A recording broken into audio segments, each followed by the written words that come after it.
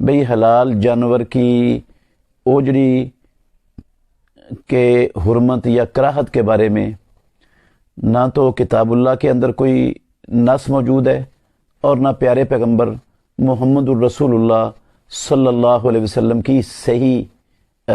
حدیث کے اندر کوئی ایسی بات موجود ہے۔ ایک روایت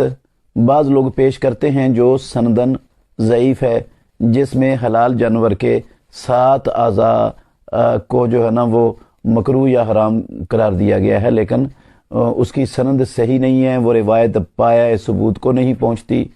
تو جس کی سند ہی صحیح نہیں ہے وہ کسی مسئلے کی دلیل نہیں بن سکتی اسلام میں۔ حلال و حرام کا اختیار صرف اللہ رب العالمین کو ہے۔ جس کو اللہ نے اور اللہ کے رسول نے حرام قرار نہیں دیا، ہم کسی ضعیف روایت کی بنا پر جو اللہ کے نبی سے ثابت ہی نہیں ہے یا اپنے خیال سے کسی چیز کو حرام قرار دینے کا اختیار نہیں رکھتے ہیں۔ حلال جانور کی اوجڑی کا، حلال جانور کے کپوروں کا اور انتڑیوں کا اور سب کا یہی حکم ہے شریعت میں۔